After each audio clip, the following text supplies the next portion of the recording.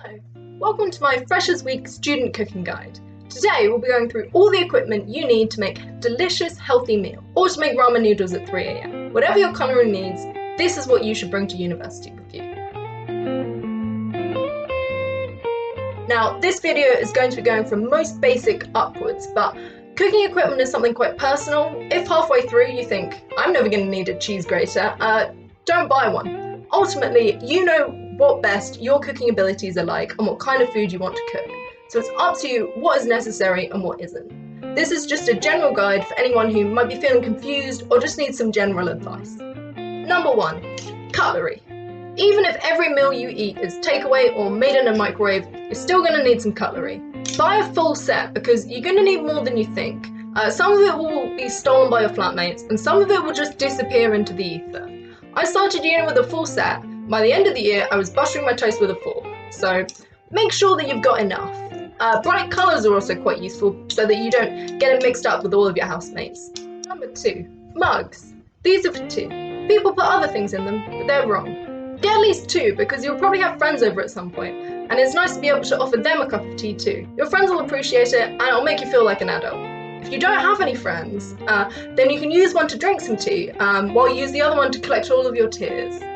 Also, you're going to break at least 1 mug while you're at university. It's the law. Number 3, cups.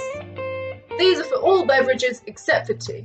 Any kind of cup is acceptable. I have a mixture of cheap plastic ones and pint glasses that I stole while I was drunk. Number 4, Tupperware. It may not seem that necessary, but it's an absolute lifesaver. You can put lunch in there.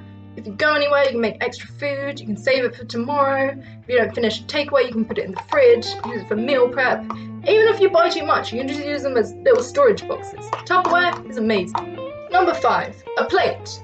I have this one because it's awesome. Some people have more than one, but I find that one is actually enough for my day-to-day needs. Number 6, bowls. Some people have 1, I have 2. Unlike with plates, I think multiple bowls make sense. You can have one you just use for cereal, or you can make a meal in a bowl and then eat ice cream afterwards without doing any washing up. I think bowls in general are a bit more versatile. You can use them for soups, pastas, haircuts. If a plate had a fight with a bowl, the bowl would clearly win. Number 7, a sharp knife.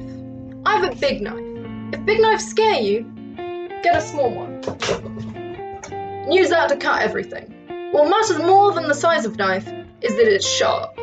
If you buy a new knife, it'll be sharp. If your parents have just given you an old knife from the back of the cupboard, like mine did, it won't be sharp. You'll need to sharpen it. But that's actually very easy. This is a knife sharpener. If you look, it has ridges. All you have to do is run the knife, ideally on a flat surface, but in the air works too, along the ridge until it's sharp. Very safe and is not scary at all. And you might think, I don't want a sharp knife, what if I cut myself? Valid concerns. Here's the thing, you're much more likely to injure yourself using a knife that is not sharp. This is me trying to cut something with a sharp knife. See how easy that was? The sharpness means that you can walk more slowly and you're under control. If I see it coming towards my finger, I can easily stop it. Now, try with a blunt knife. Because you have to apply more pressure, you have less control, and it's more likely that the knife is going to slip on whatever you're cutting and cut you instead. That's not what you want. That's why you always use a sharp knife. 8, a chopping board.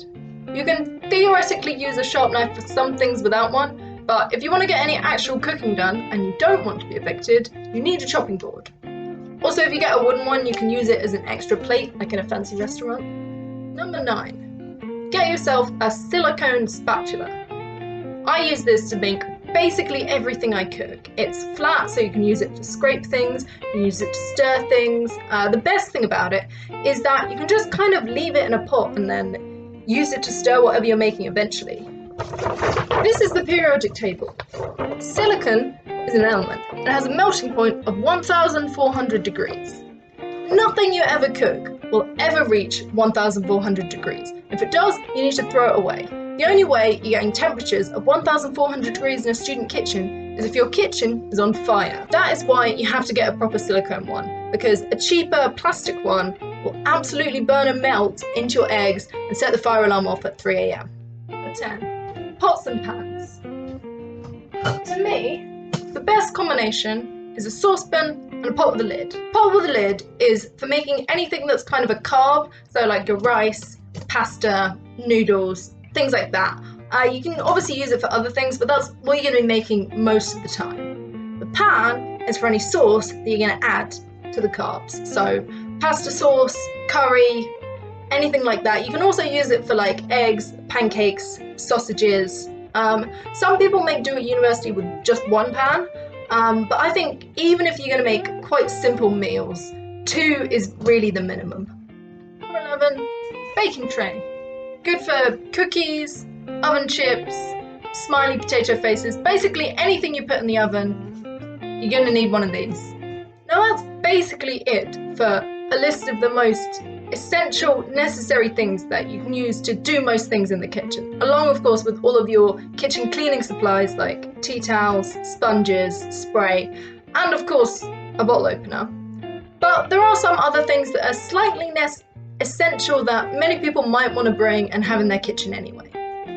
So here are your optional extras.